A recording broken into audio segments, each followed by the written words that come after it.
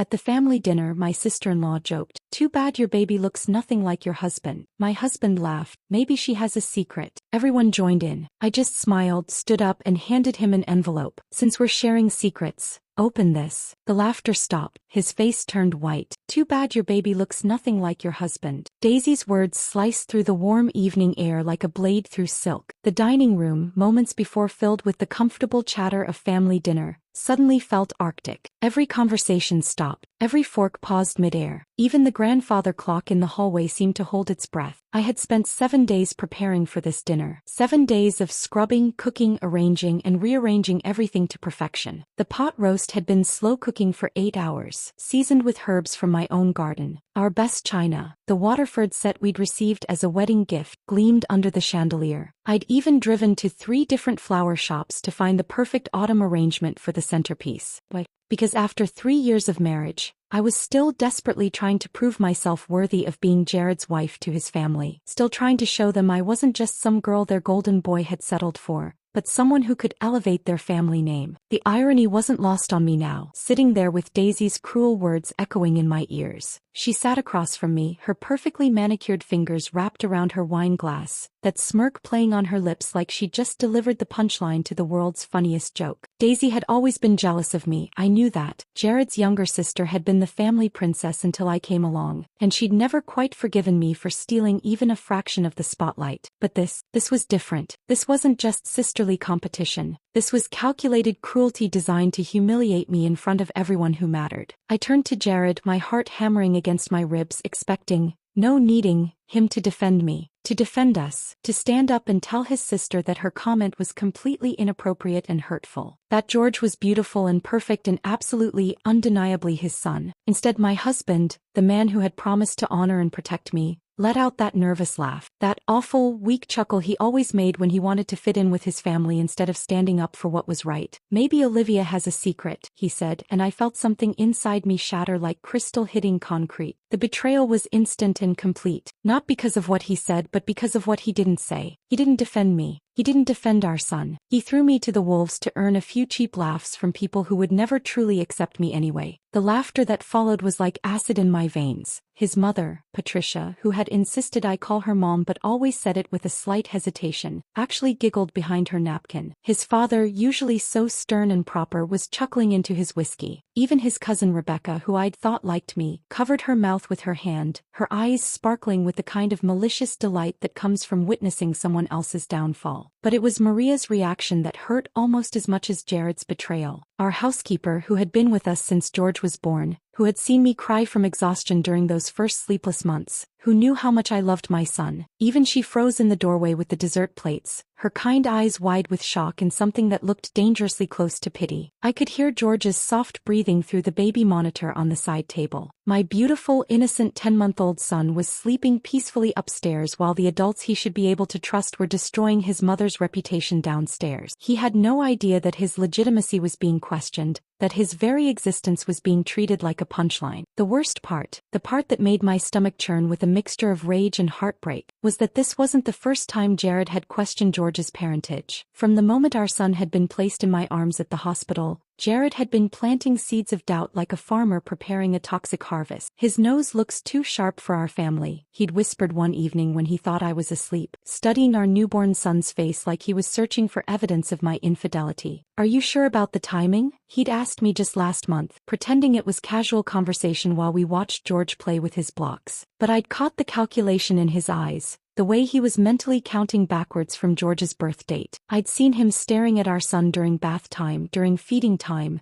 during those precious quiet moments when George would babble and reach for his father's face. Instead of love and wonder in Jared's expression, I'd seen confusion, suspicion, and something that looked disturbingly like disappointment. Each incident had been small enough to dismiss, private enough to pretend it hadn't happened. I told myself he was just adjusting to fatherhood, that new dads sometimes felt disconnected from their babies. I'd made excuses for him the way wives do when they're not ready to face the truth about their marriages. But this dinner, this public humiliation in front of people whose approval I'd been desperately seeking for years, was the line I couldn't pretend he hadn't crossed. I looked around the table, taking in each face. Patricia was still smiling, that cold, satisfied smile she got when she felt superior to someone. Robert was reaching for the wine bottle, completely comfortable with what had just transpired. Rebecca was whispering something to her husband, probably already planning how she'd share this gossip with the rest of the extended family. And Jared, my husband, my partner, the father of my child, was avoiding my eyes entirely, suddenly fascinated by the pattern on his dinner plate. The silence stretched between us like a chasm. They were all waiting for my reaction, probably expecting tears or protestations or maybe even a dramatic exit. They wanted a scene. They wanted me to break down so they could comfort each other about poor Jared being married to such an unstable woman. Instead, something crystallized inside me, a clarity I hadn't felt in months, maybe years. I wasn't going to give them the satisfaction of seeing me crumble. I wasn't going to beg for their approval or defend myself against accusations that any decent person would know were baseless. I was going to do something better. I stood up slowly, my movements deliberate and controlled. My chair scraped softly against the hardwood floor, a sound that seemed unnaturally loud in the sudden quiet. Every eye in the room followed me as I smoothed my dress and walked toward the bedroom with the kind of calm that comes from finally knowing exactly what needs to be done. Behind me, I could hear confused murmurs starting up again, probably wondering if I was going to pack a bag or call my mother or lock myself in the bathroom to cry. They had no idea that I was walking toward something that would change all of our lives forever. In my jewelry box, underneath the pearls Jared had given me for our anniversary, lay a plain white envelope. I'd been carrying this secret for months, waiting for the right moment to reveal it. Tonight, surrounded by people who thought they knew better than I did about my own life and my own child, was exactly the right moment. When I returned to that dining room, envelope in hand, I would show them all exactly what happens when you underestimate a woman who has finally had enough. My fingers traced the edge of the envelope as I pulled it from beneath my pearl necklace. The paper felt heavier than it should have, weighted with 3 months of secrets and the power to obliterate everything Jared and his family thought they knew about me. It had been a Tuesday morning in July when I'd finally reached my breaking point. George had been napping and I'd found Jared in the kitchen, scrolling through his phone with that distant expression he'd been wearing more and more lately. When I'd suggested we take a family photo for George's baby book, he'd actually flinched. Maybe when he's older, he'd mumbled, not even looking up from his screen. When his features are more defined.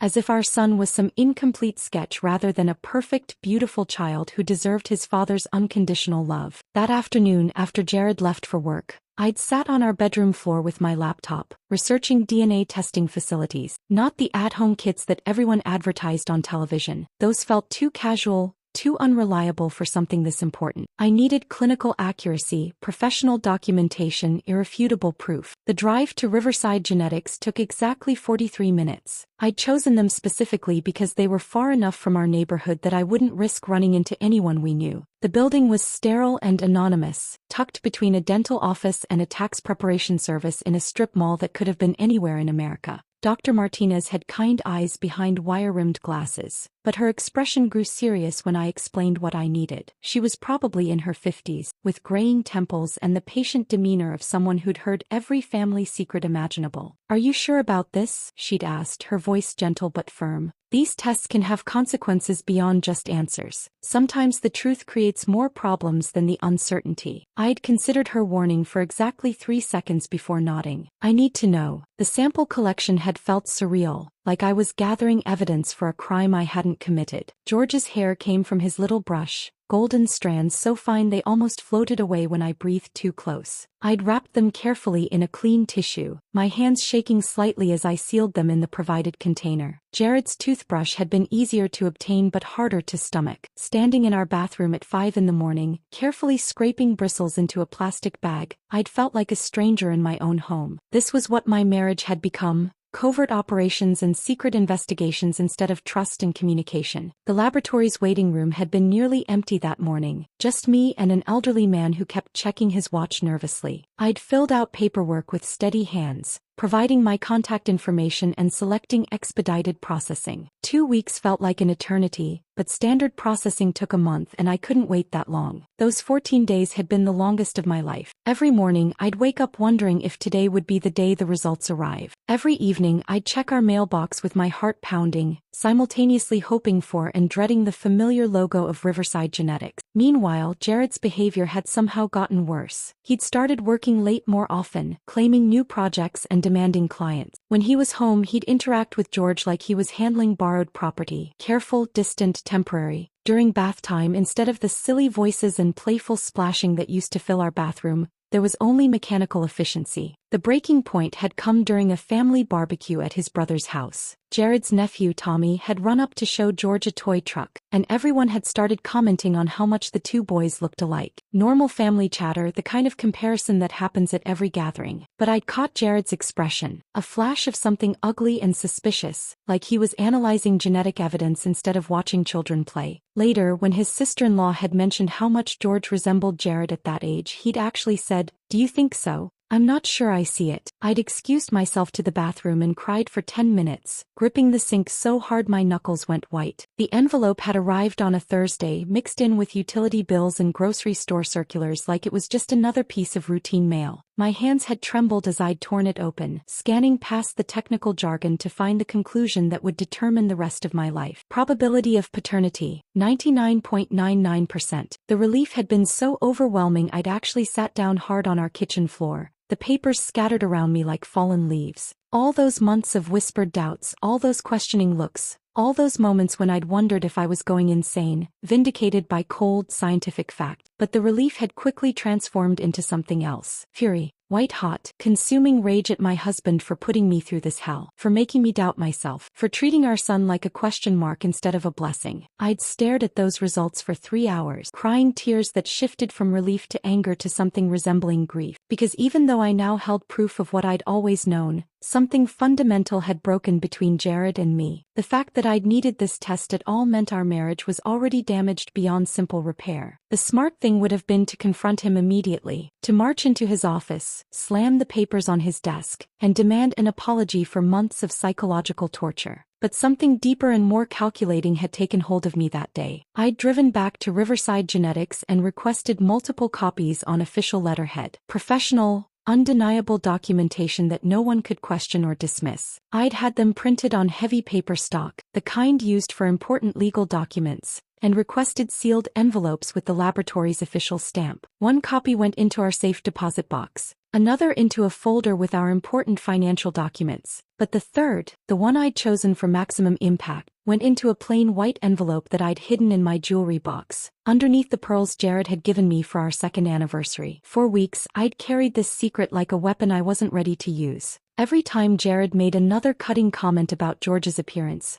I'd touch that envelope through my jewelry box and feel a surge of power. Every time his family exchanged those knowing looks at dinner parties, I'd remind myself that I held the truth while they wallowed in their ugly assumptions. The hardest part had been watching Jared with George, seeing doubt where there should have been unconditional love. Our son would reach for his father's face with those chubby little hands, babbling happily, completely unaware that the man holding him was questioning his very legitimacy. But I'd waited, patient as a hunter, for exactly the right moment to reveal what I knew. Tonight, with Daisy's cruel words still echoing in our dining room and Jared's betrayal fresh and raw, that moment had finally arrived. Now, standing in our bedroom with that envelope in my hands, I could feel the weight of 3 months' worth of silence about to shatter into 1,000 pieces. The walk back to the dining room felt like a procession to an execution, except I wasn't the one about to die. My footsteps were deliberately measured, each one echoing against the hardwood with a finality that seemed to announce that everything was about to change forever. They were still sitting exactly where I'd left them, frozen in an uncomfortable tableau of guilt and curiosity. Patricia had her wine glass halfway to her lips, suspended in mid-sip. Robert was cutting his roast with mechanical precision, clearly hoping to avoid eye contact. Rebecca whispered something urgent to her husband, who just shook his head and focused intently on his dinner plate. But Jared was fidgeting with his napkin, folding and refolding it into increasingly smaller squares. The nervous energy radiating from him was almost palpable, like he could sense something dangerous approaching but couldn't quite identify the threat. When I appeared in the doorway, envelope in hand,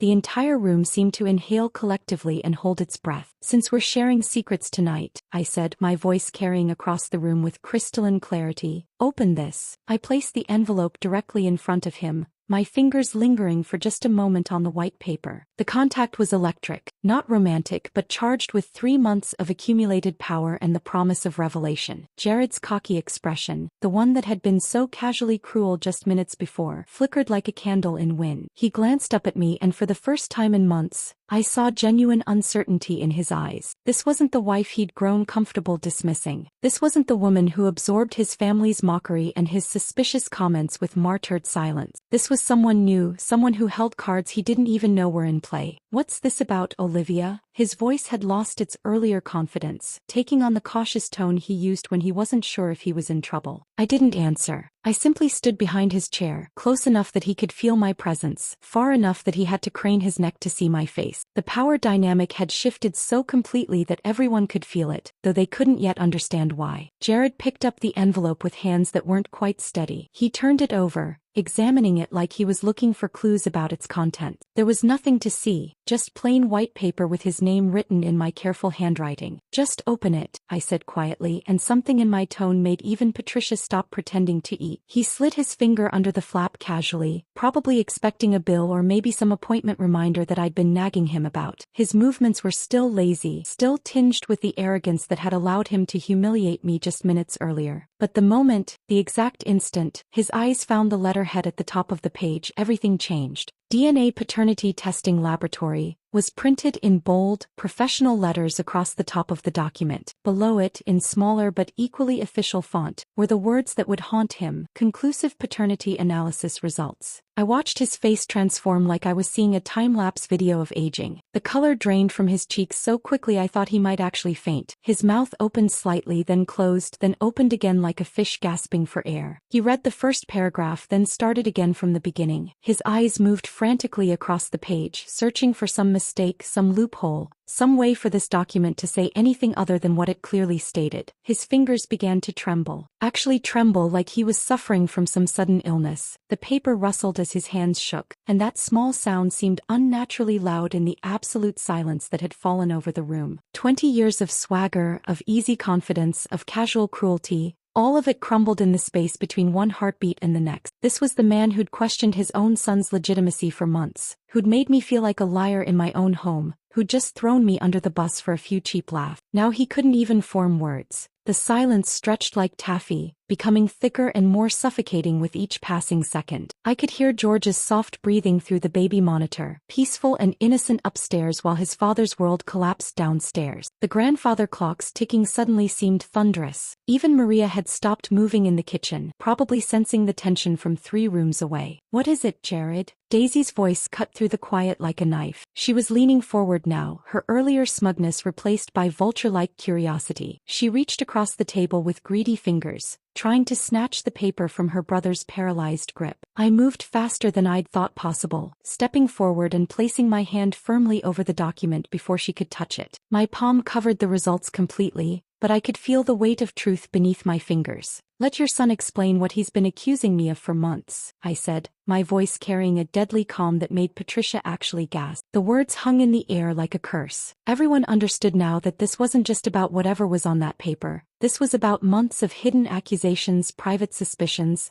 and the systematic destruction of trust in our marriage. Jared tried to speak, but only managed a strangled sound that might have been the beginning of my name. His Adam's apple bobbed as he swallowed hard, then tried again. "Olivia, this isn't." He stopped, apparently realizing that every possible explanation would only make things worse. I waited, let him struggle. Let them all watch him try to find words that didn't exist for what he'd done. Rebecca cleared her throat nervously. "Maybe we should." "No." I didn't raise my voice, but the single word carried enough authority to silence her immediately. "We shouldn't do anything. Jared should explain to everyone why he felt the need to have his son's paternity tested in secret. Except he didn't do it in secret, did he? He just made accusations. He just planted doubts. He just made me feel like a criminal in my own home." Robert set down his fork with deliberate care, the sound of metal against china sharp and final. "Jared, what is she talking about?" But Jared couldn't answer. The man who had been so quick with cruel jokes and suspicious comments was now mute, staring at the proof of his own shameful behavior while his family watched him crumble. I removed my hand from the paper, letting them all see the official letterhead, letting the weight of professional documentation speak for itself. Then I walked to George's high chair, where my beautiful son was playing with his food,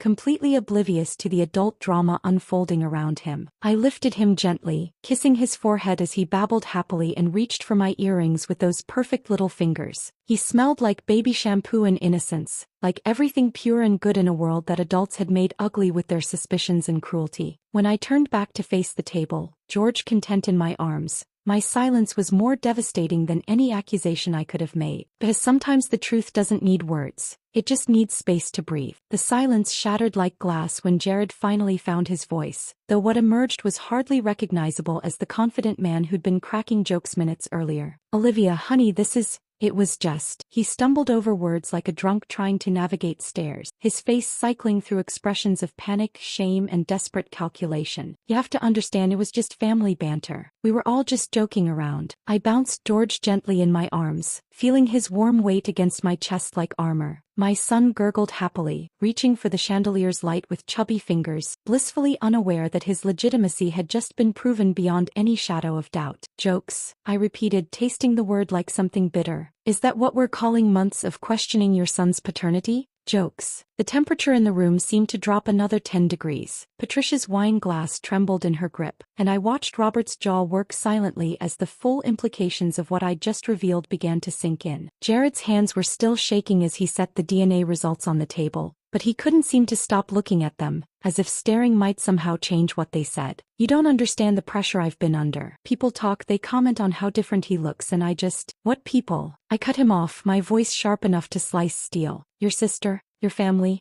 the same people who just spent the evening making me feel like an outsider in my own life." Daisy, who had been uncharacteristically quiet since her failed grab for the papers, suddenly found her voice again. "We were just messing around, Olivia. God, you're being so dramatic about this whole thing." But her bravado was paper-thin now, and everyone could hear it. The woman who'd delivered that cruel opening line with such poisonous confidence now sounded like she was trying to convince herself as much as everyone else. "Messing around," I said, and my laugh was completely devoid of humor. "You made a joke about my child's legitimacy in front of his father's entire family, and when my husband, who should have defended us, decided to pile on instead, you all laughed. That's your idea of messing around." George chose that moment to let out a delighted squeal, clapping his hands together as if applauding the performance. The sound was so innocent, so purely joyful, that it made the adult's behavior seem even more grotesque by comparison. My calmness was clearly unnerving them more than any screaming fit would have. I could see it in their faces, the way they kept glancing at each other, waiting for me to break down,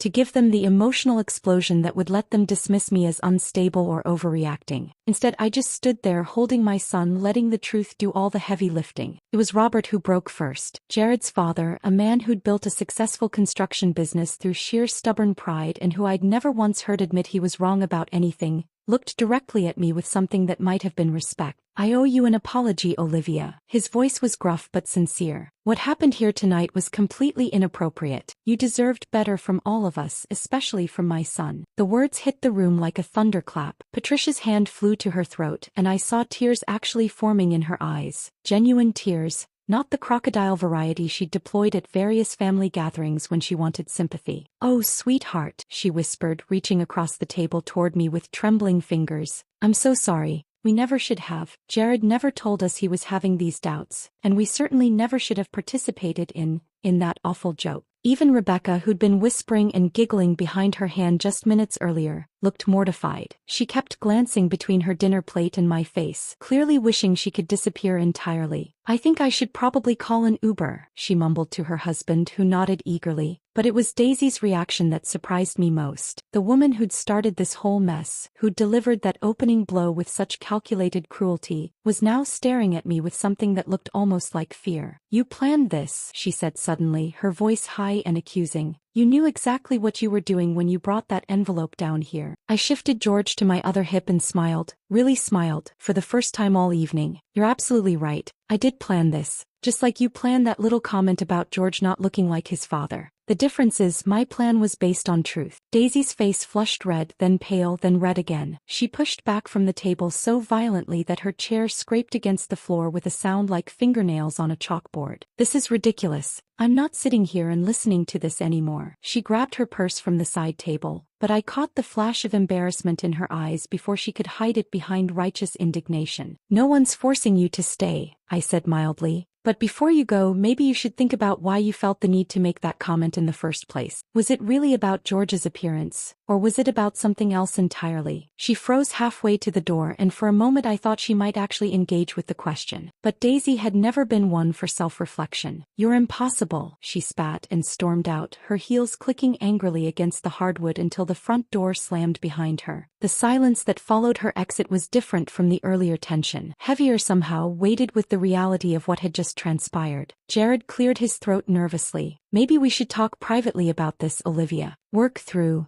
No. The word came out harder than I'd intended, but I didn't soften it. "Secrets deserve an audience, Jared. Just like your joke did." He flinched as if I'd slapped him, which in a way I supposed I had. "You wanted to air your doubts about our son's paternity in front of your family," I continued, my voice steady as stone. "You wanted to make me the punchline of your cruel little joke in front of people whose respect I've been trying to earn for 3 years. So now we handle the consequences the same way, publicly." The power dynamic in that room had shifted so completely that I could practically feel it in the air. These people who had been laughing at me, dismissing me, treating me like some kind of outsider or fraud, they were now watching me with something that looked remarkably like respect. And for the first time since I'd married into this family, I genuinely liked what they saw when they looked at me. The rest of the evening passed in a surreal haze of forced normalcy. Robert and Patricia made awkward small talk about the weather while Rebecca and her husband escaped as soon as politely possible, mumbling excuses about early morning commitments. Maria cleared the barely touched dinner plates with the kind of careful silence that spoke volumes about what she'd witnessed. But it was later that night, after the last guest had left and George was finally asleep in his crib, that the real reckoning began. I stood in our bedroom staring at the suitcase I'd pulled from the closet. It wasn't a large bag,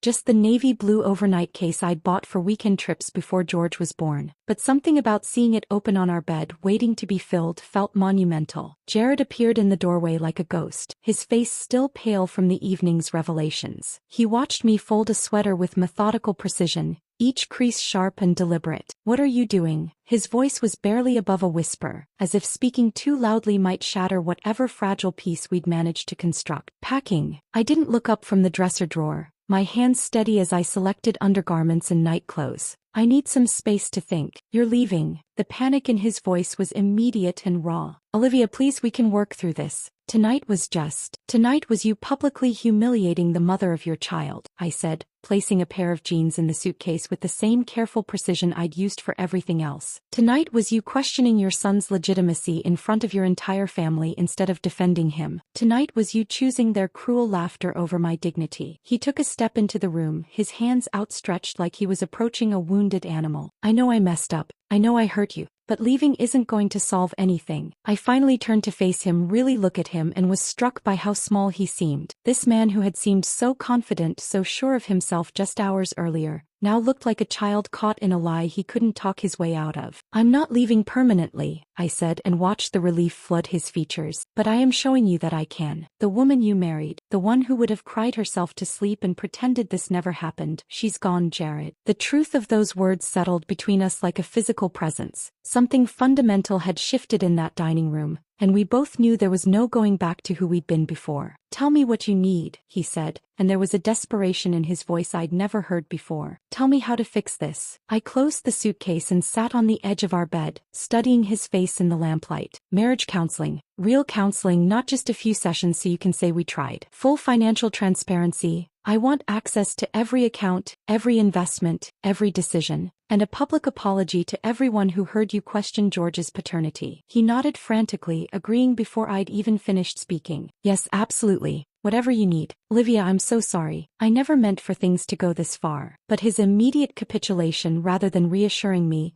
only highlighted how desperate he was to return to the status quo. This wasn't about understanding what he'd done wrong. This was about damage control. "You agreed very quickly," I observed, lifting the suitcase from the bed. "Almost like you're not really thinking about what any of those things mean." "I am thinking," he protested, but his eyes were fixed on the bag in my hand. "I just want us to be okay again." "We're not going to be okay again, Jared. Not the way we were." I moved toward the door and he stepped aside to let me pass. "We might be something new, something different. But the marriage where I begged for your family's approval and swallowed your suspicions? That's over." Over the next 3 days I stayed at my sister's house, sleeping in her guest room while George napped in a portable crib we'd set up by the window. Jared called every few hours, sent flowers, left voicemails full of promises and explanations. But distance had given me something I hadn't realized I'd been missing: clarity. When I returned home, I came back different, not just emotionally but practically. The first thing I did was change the password on our joint checking account, something I'd never done in 5 years of marriage. Then I called our financial advisor and requested copies of all our statements, investments, and insurance policies. "Is everything all right, Mrs. Patterson?" he asked, clearly confused by my sudden interest in finances I'd previously left entirely to Jared. "Everything's fine," I assured him.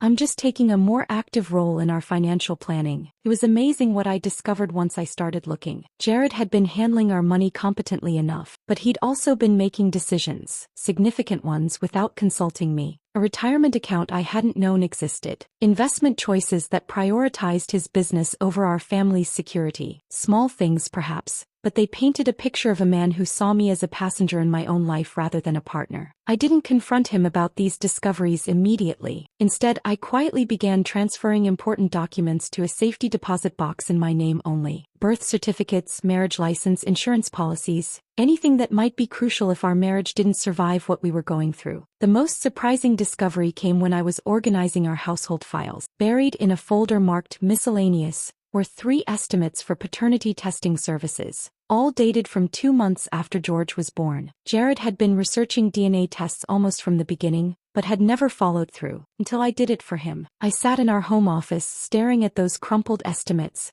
and felt the last piece of my old self crack and fall away. The woman who had trusted blindly, who had assumed her husband's love meant he believed in her completely, was truly gone. In her place was someone harder, more calculating, but also more honest. If Jared could question something as fundamental as his son's paternity, then I needed to question everything else too. Our finances, our future, our compatibility. Nothing could be taken on faith anymore. That evening, when Jared found me reorganizing our important papers, he tried to make light of it. "Spring cleaning a little early this year?" I looked up at him, really looked, and saw not my protector or my partner but someone I needed to protect myself from. The realization was both devastating and liberating. "Something like that," I said, filing away the bank statements I'd been reviewing, just making sure I understand our situation completely. For the first time in our marriage, I was preparing for a future that might not include him. And surprisingly, that possibility didn't terrify me the way it once would have. It felt like freedom. 2 months later, George's first birthday party arrived like a test I hadn't studied for. The house was decorated with cheerful balloon arrangements and a banner that read, "Happy First Birthday, George," in bright primary colors,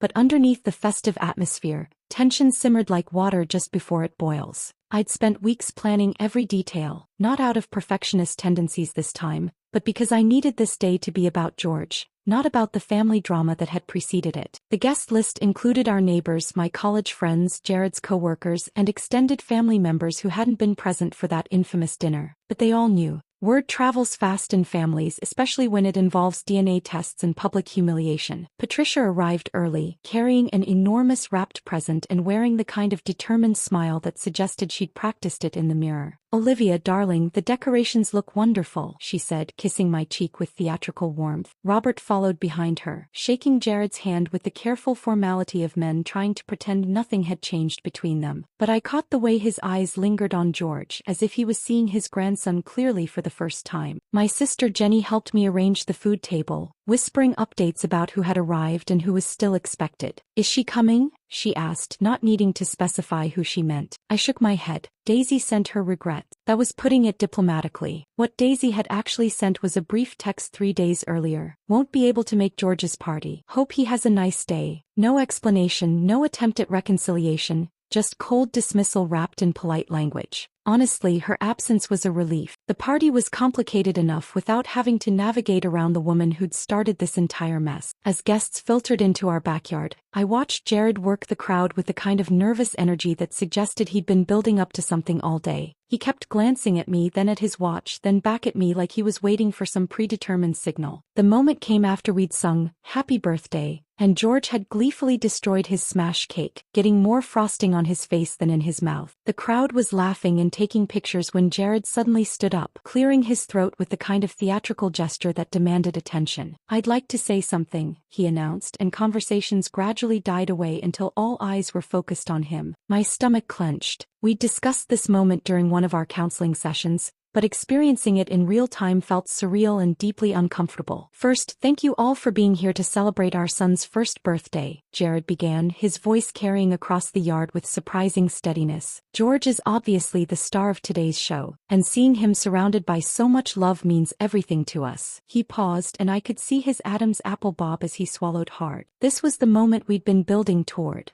The public accountability I demanded as part of our marriage's reconstruction. "But I also need to address something that some of you may have heard about," he continued, and I felt the entire party's energy shift. People stopped chewing, stopped sipping their drinks, stopped pretending they weren't hanging on every word. "A few months ago, I made some comments and had some doubts about George's parentage that were completely unfounded and incredibly hurtful to my wife." His voice cracked slightly on the word unfounded, but he pushed through. "I questioned something that should never have been questioned, and I did it in a way that was disrespectful and cruel." I could see faces in the crowd processing this information, some with shock, others with the kind of knowing expressions that suggested the gossip mill had already reached them. "Olivia had a paternity test done to prove what she should never have had to prove, that George is my son, 99.99% certain, beyond any shadow of doubt." He looked directly at me then, and I saw genuine remorse in his eyes, not just performance anxiety. "I'm sorry, Olivia. I'm sorry for doubting you, for hurting you, and for making you feel like you had to defend yourself against accusations that should never have been made." The silence that followed was profound and uncomfortable. Our neighbor Mrs. Chin looked genuinely shocked. My friend Sarah was staring at Jared like he'd grown a second head. Even George seemed to sense the gravity of the moment, sitting quietly in his high chair with frosting-covered fingers. It should have felt like vindication, like justice, like the victory I'd been unconsciously seeking since that horrible dinner 2 months ago. Instead, it felt profoundly sad. Sad that we'd reached this point. Sad that my son's first birthday party had become the venue for his father's public penance. Sad that proof of love now required laboratory documentation and formal apologies delivered to audiences of neighbors and relatives. The applause that followed Jared's speech was polite but subdued.